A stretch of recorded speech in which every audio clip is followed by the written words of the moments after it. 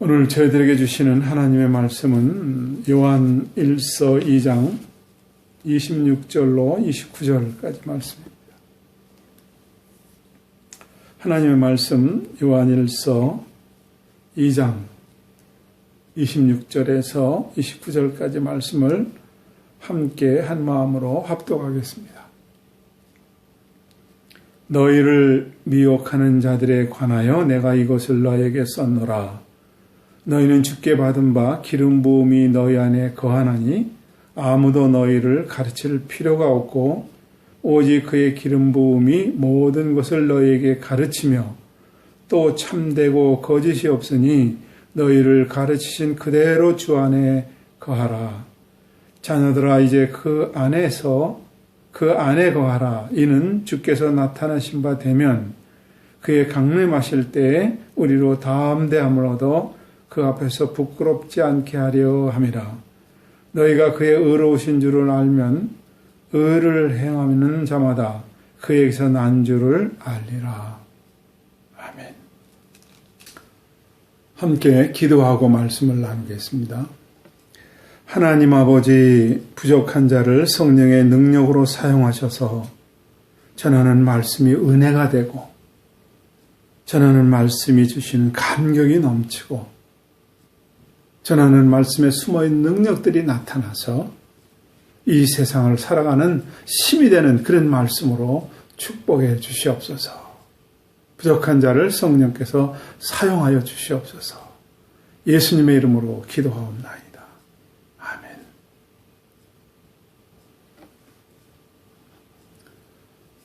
사도 요한은 이 편지를 쓴 목적을 분명히 적고 있습니다. 1장 4절에 보면은 너희 안에 기쁨을 충만하게 하려 함이라 그랬어요.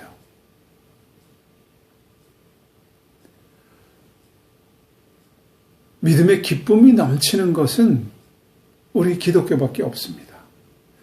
불교라든지 회교라든지 힌두교라든지 유대교라든지 엄숙함은 있어요. 근데 그들에게는 기쁨이 없습니다. 왜냐하면 죄사함이 없거든요. 영생함이 없거든요. 우리 기독교는 물론 엄숙함이 있지만 죄를 용서받았습니다. 우리는 영원히 죽지 않는 영생이 있습니다. 그래서 우리는 기쁨으로 찬양하고 기쁨으로 예배하고 기쁨으로 헌금하고 기쁨으로 이 사실을 전하는 것이 전도 아니겠습니까? 이것을 누리지 못한다면 신앙생활이 힘듭니다. 여러분 기쁨으로 충만하십시오. 그 기쁨으로 예배하십시오. 그 기쁨으로 찬양하십시오. 그 기쁨으로 헌금하시고 그것을 증언하십시오. 또 사도 요한이 편지를 쓴 목적이 있는데 2장 1절에 보면은 죄를 너희로 하여금 죄를 범치 않게 하려 함이라 그랬어요. 우리가 살다 보면은 살아가려면은 때로는 마귀의 유혹도 있고 내 욕심도 있고 정욕이 있고 그래서 죄를 안 지을 수가 없잖아요. 근데 너희로 죄를 범치 않게 하람이라 그랬어요. 그러면서 만일 누가 죄를 범하면 2장 1절에 아버지 앞에서 우리에게 대언자가 있으니 의로우신 예수 그리스도라 그랬어요. 이것은 죄를 짓고 살라는 얘기가 아닙니다. 죄를 합리화하라는 얘기가 아닙니다. 이것 때문에 예수님이 이 땅에 오셨습니다. 용서의 통로가 있습니다. 용서해 놓으셨습니다. 그러니까 멋있게 살아라. 감사하며 살아라. 기쁘게 살아라. 그런 얘기입니다. 2장 12절에 보면은 자녀들아 내가 너희에게 쓰는 것은 너희 죄가 그의 이름으로 말미암아 사함을 얻었으며 그랬어요. 예수의 이름으로 말미암아 우리가 죄 사함을 받았습니다. 십자가의 보혈로 인해서 과거의 죄, 현재의 죄, 미래의 죄까지 다 용서받았습니다. 그러니까 예수님의 십자가의 은혜가 우리에는 얼마나 소중합니까? 예수님의 십자가의 죽음이 우리에게는 얼마나 중요합니까? 그래서 예수님께서 이 땅에 오시는 것을 사단은 방해를 했지 않았습니까? 예수님이 이 땅에 태어나셨을 때에 예수님을 죽이려고 했습니다. 그래서 헤롯으로 의해서 이세이야 어린이들을 다 죽이라는 엄청난 일이 벌어졌습니다. 또 이것에 실패하니까 마귀는 어떻게 했습니까? 예수님 십자가에 죽으시려고 하니까 우리의 모든 죄를 대속하셔서 죽으셔야 되는데 베드로는 절대 그런 일이 일어날 수 없습니다. 예수님 죽으면 안 됩니다 그랬어요. 왕 돼야 된다고 그랬어요. 그랬더니 예수님이 사탄아 내 뒤로 물러가라. 너는 너의 일만 생각하고 하나님의 일을 생각하지 않는구나 그랬어요. 베드로를 통해서 또 예수님의 십자가 지는 것을 방해했습니다. 그러나 예수님께서는 우리의 죄를 대속하시기 위해서 이 땅에 오셨고 그 대속은 십자가의 죽음으로 인해서 이루어 주셨습니다. 그래서 우리에게는 더 이상 죄의 권세가 죽음의 권세가 우리를 붙들지 못합니다. 예수님이 부활하셨고 부활의 첫 열매가 됐고 우리 또한 부활할 것입니다. 그러니까 우리에게는 예수님이 얼마나 소중합니까? 그래서 예수가 그리스도임을 부인하면은 그것이 바로 적그리스도라는 얘기예요. 2장 22절에 거짓말하는 자가 누구뇨? 예수께서 그리스도임을 부인하는 자가 아니뇨? 아버지 아들을 부인하는 자가 적그리스도니라 그랬어요. 지난 시간에 우리 말씀이었습니다. 유대교나 회교는 우리에서 나갔습니다. 그러나 그들은 예수가 그리스도임을 부인합니다. 바로 그것이 적그리스도입니다. 그리고 오늘 요한이 또 편지를 쓴 목적이 있습니다. 26절에 보면은 2장 26절에 보면 너희를 미혹하는 자들에 관하여 내가 이것을 너에게 썼다 그랬어요. 요한이 편지를 쓴 목적이 뭐예요? 미혹하는 자들 때문에. 미혹하는 자가 누구예요? 적그리스도는 예수가 그리스도임을 부인하면은 적그리스도입니다. 어느 종교의 이름을 갖고 있든지 예수가 그리스도임을 부인하면 적그리스도예요. 근데 미혹해 하는 것들은 이단이에요. 거짓 교사들, 거짓 선지자들이에요. 이것을 디모데전서 4장 1절 2절에 보면은 성령이 밝히 말씀하시기를 후일에 어떤 사람들이 믿음에서 떠나 미혹해 하는 영과 귀신의 가르침을 좇으리라 하셨으니 자기 양심에 화인 맞아서 외식함으로 거짓말하는 자들이라 그랬어요. 미혹해 하는 자들은 누구예요? 귀신의 가르침을 쫓고 거짓말하는 자들이에요. 어떤 사람은 자기가 신령한 것처럼 하면서 거짓말하는 사람이 있어요. 이거는 여러분 마귀 짓입니다. 요한복음 8장 44절에 보면 거짓의 아비는 마귀라고 그랬어요. 이곳에 근무로 나왔던 어느 분이 오래전에 저희 교회에 나와서 예수를 믿게 되고 저에게 세례를 받고 근무 3년이 끝나고 귀국한 분이 있어요. 그분이 다시 또 회사의 이름으로 파견 나와서 또 몇 년 같이 섬기다 들어간 분인데 이분이 한국에 와서 교회를 열심히 섬겼습니다. 안수 집사가 됐습니다. 그래서 저에게 목사님 대접하고 싶어요. 그래서 만나서 식사를 함께 나누면서 차를 마실 때 이분이 이런 얘기를 해요. 목사님 제가 천기 누설을 하나 해도 되겠습니까? 그게 뭐예요? 그랬더니 조심스럽게 얘기를 꺼냅니다. 그게 무슨 얘기냐면은 자기 교회 담임 목사님이 자기 딸을 그 당시에 중학교 다녔는데 앞으로 커서 이 아이가 대통령이 될 거라고 그랬다는 거예요. 그래서 이걸 품고 얘기를 못하다가 저에게 세례를 받은 그런 인연으로 인해서 저한테 천기누설을 한다는 거예요. 제가 그 얘기를 듣고 깜짝 놀랐습니다. 목사가 아니라 그 사람 점쟁이다. 귀신의 가르침을 받고 거짓 영을 가진 사람이다.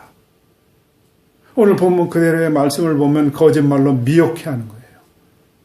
당신 딸이 대통령이 될 거다. 그래서 나에게 충성을 강요하고 헌금을 강요하는 그는 점쟁이 거짓말쟁이니까 빨리 나오라. 그래서 그 집사님이 나왔어요.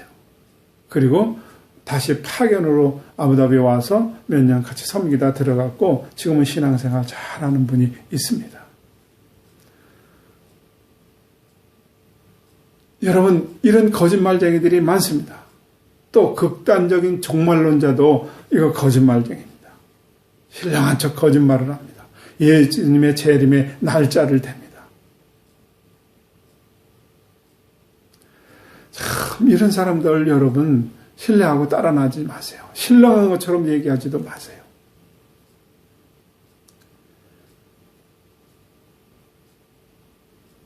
제가 현장 교회를 섬기면서 이런데 미혹된 분들 얘기를 간혹 들어요.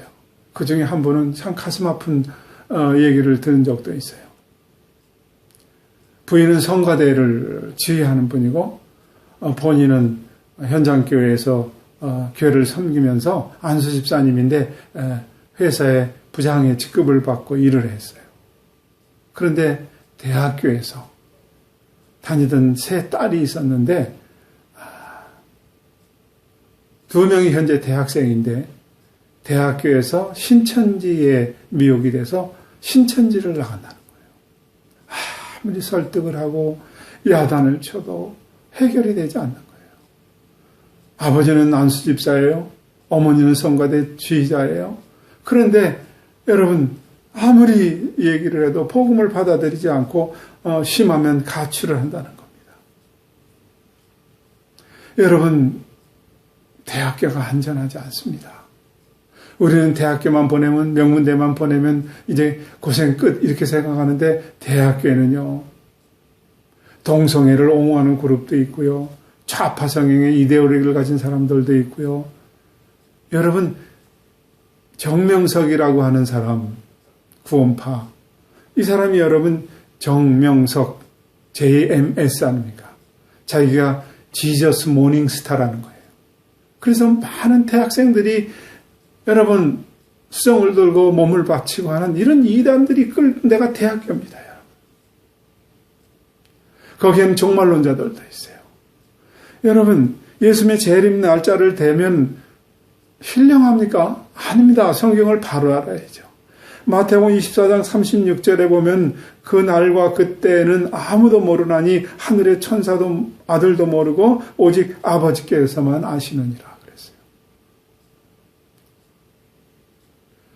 제자들이 예수님에게 주님의 재림하는 그때는 언제입니까? 하고 물어보니까 그때는 나도 모르고 천사도 모르고 오직 아버지만 아신다.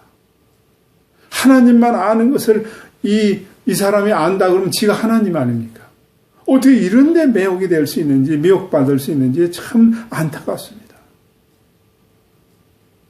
그리고 여러분 그리스도인들의 세상에서 살면서 많이 미혹될 게 많아요.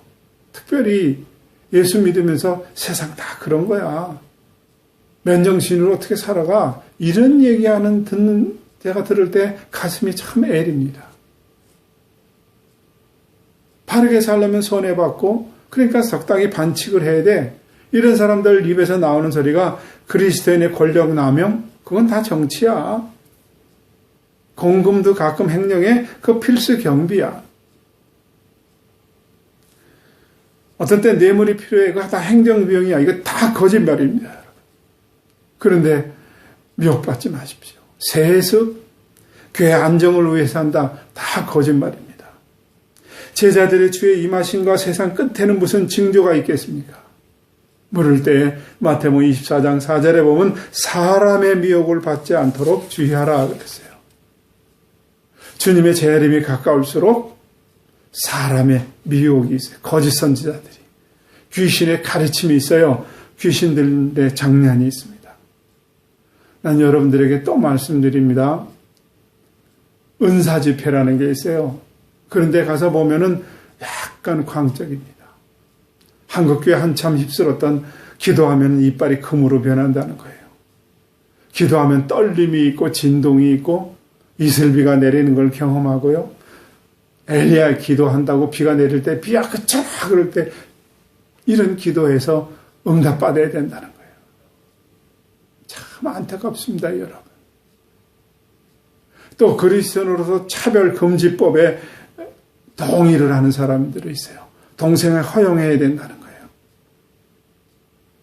여러분, 동성애자는 1%도 채 안 됩니다. 1%를 위해서 99% 이게 다 희생돼야 되라는 얘기입니까? 아닙니다. 1%가 이것이 잘못된 것을 고쳐야 되는 거 아니겠습니까? 성경적인 가치관을 가진 목사들이 이 차별금지법 때문에 목사가 처벌받을 수 있어요. 이런 얘기를 제가 하면 처벌받을 수 있어요. 성경적인 가치관을 가진 판사가 해임되는 사건도 있었습니다. 여러분, 영국에서 리처드 페이지라고 하는 치안 판사가 있었어요.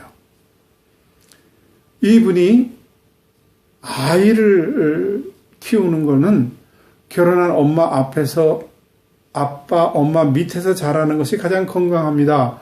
이렇게 얘기했을 때 동성애자들에 의해서 고소를 당하고 결국 리처드 페이지 치안 판사가 해임을 당했습니다.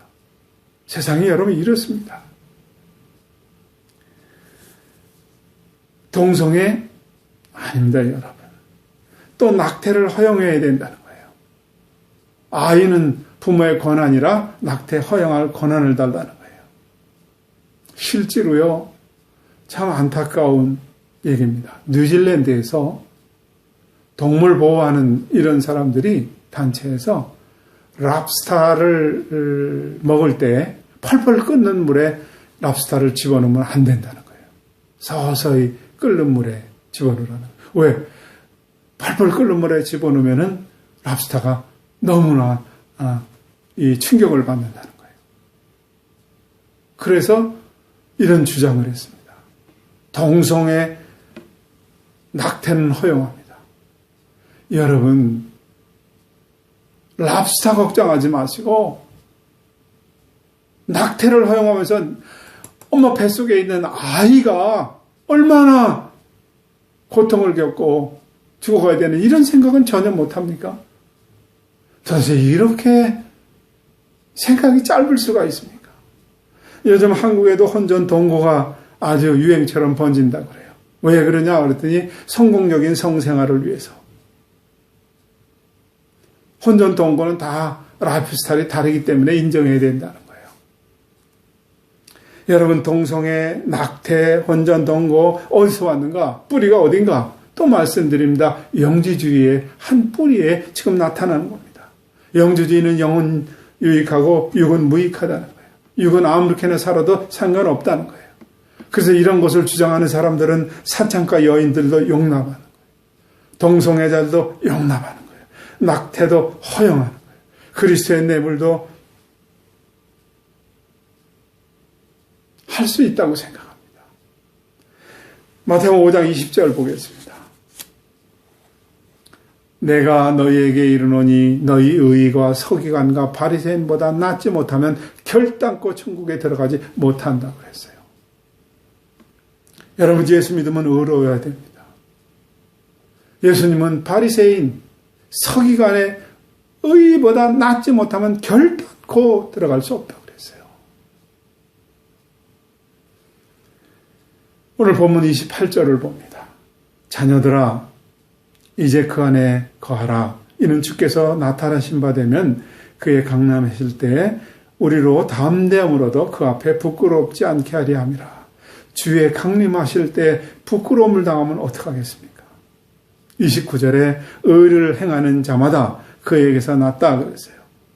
너희 의가 바리새인 서기관의 의보다 낫지 못하면 결단코 천국에 들어가지 못한다 그랬어요. 그러면서 의를 행하는 자마다 하나님께로부터 난 자라 그랬어요. 또 말씀드립니다. 그리스도인은 중심이 분명해야 됩니다. 그리스도인은 역사관이 바라야 됩니다. 그리스도인은 넓은 세계관을 가져야 됩니다. 그리스도인은 바르게 판단할 수 있어야 됩니다.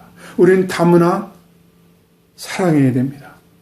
그런데 다문화가 가지고 온 신을 우리는 용납할 수는 없습니다. 솔로몬은 700의 부인 300의 척을 두었습니다. 1000명의 여자들 각 나라에서 데리고 온 자기 우상들을 가지고 섬기는 걸 용인했습니다.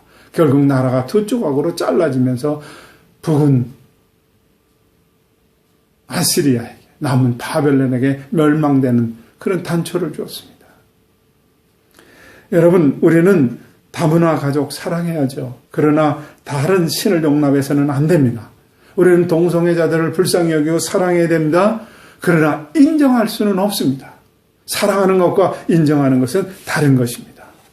마태복음 24장 11절에 보면 거짓 선지자가 많이 일어나 많은 사람을 미혹하게 하겠다. 24절에 보면은 마태복음 24장 24절에 보면 거짓 그리스도인들과 거짓 선지자가 일어나 큰 표적과 기사를 보여 할 수만 있으면 택하신 자들도 미혹하게 하리라.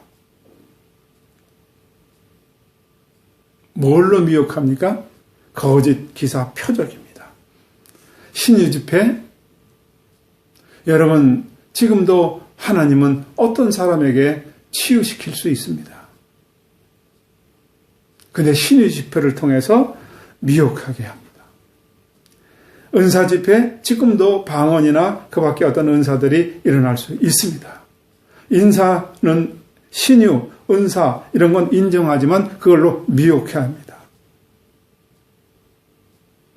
많은 사람들이 은사나 신유 이런 거 쫓아다니다가 말씀을 잃어버리고 딴 길로 가는 사람 너무나 많이 봅니다.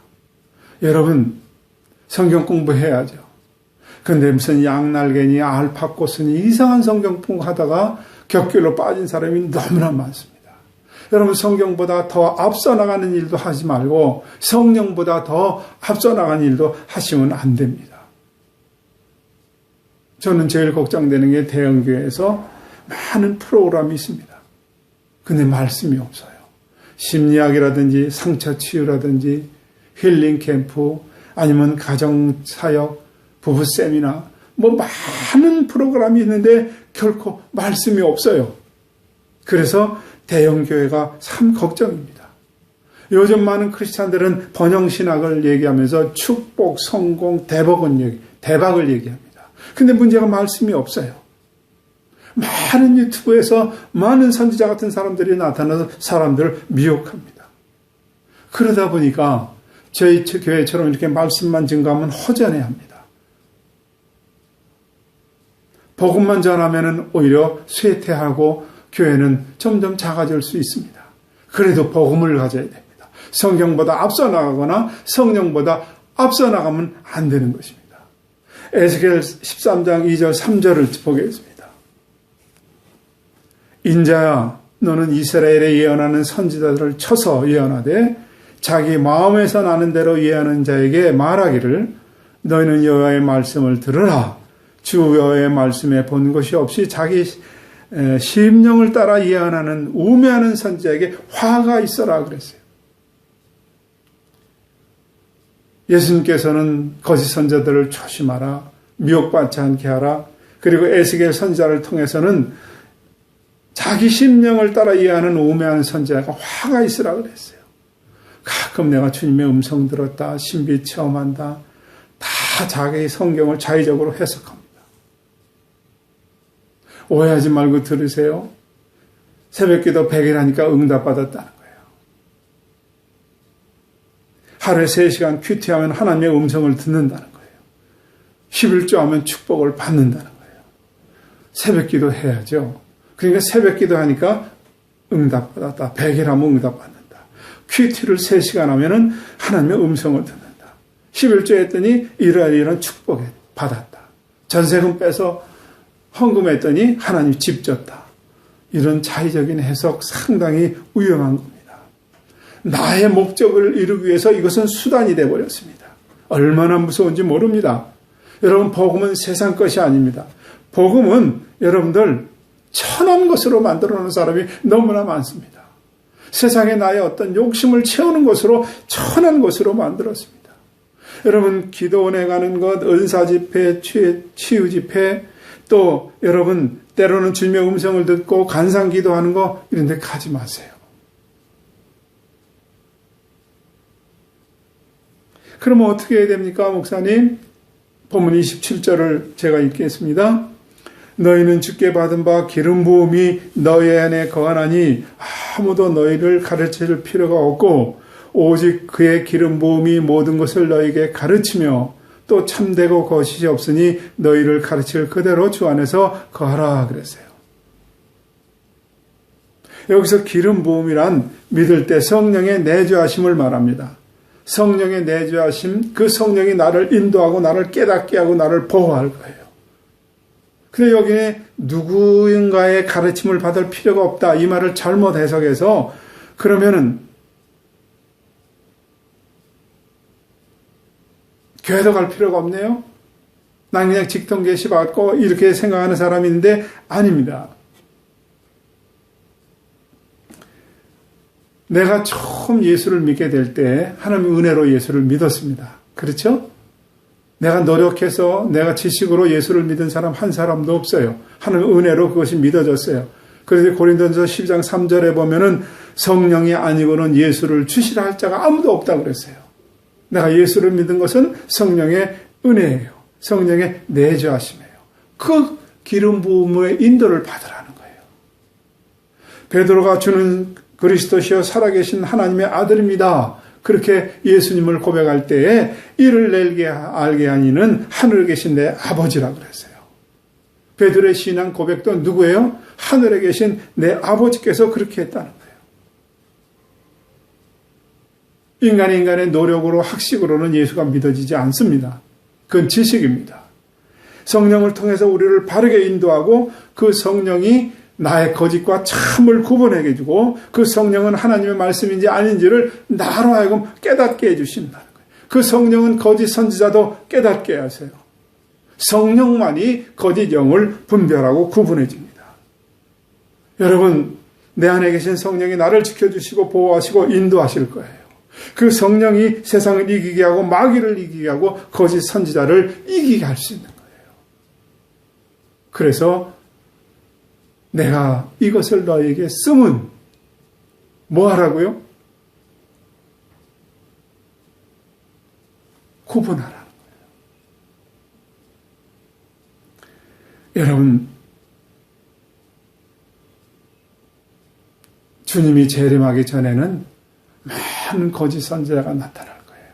많은 거짓과 기사로 여러분들을 유혹할 거예요. 그런데 쓸리지 마세요. 말씀만 붙들고 있으면 헛헛할지도 모르겠어요. 왜냐하면 많은 프로그램이 여러분 세상에 깔려있고 유혹을 하니까. 그러나 여러분들에게 다시 말씀을 드리고 조언합니다. 내 안에 계신 성령이 나를 지키는 거예요. 그것이 지킴을 받아요. 내 안에 계신 성령이 나를 보호할 때 그것이 보호를 받고 마귀의 사슬에서 이겨나갈 수 있습니다. 성령이 아니고는 아무도 그리스도를 주시라 할 자가 없느니라. 주는 그리스도시요 살아계신 하나님의 아들입니다. 바요나 시므나 내가 복이 있다. 이것을 내게 알게 하시는 내게 아니야 세상이 아니야 하늘에 계신 내 아버지라는 거예요. 이 성령이 충만하게 여러분을 지배하고 붙드셔서 주님 재림 때 주님과 영적으로 하나 돼서 색시로 들림받는 여러분 될 수 있기를 주님의 이름으로 축원합니다. 기도하겠습니다.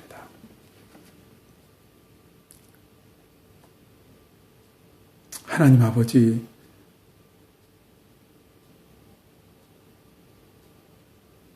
증거된 말씀 모두에게 가슴에 담겨지게 하시고 성령의 은혜와 성령의 인도함과 성령의 교통함을 속에서 남은 여생 꿋꿋하게 말씀을 붙들고 승리하는 하나님의 자녀들로 축복해 주시옵소서.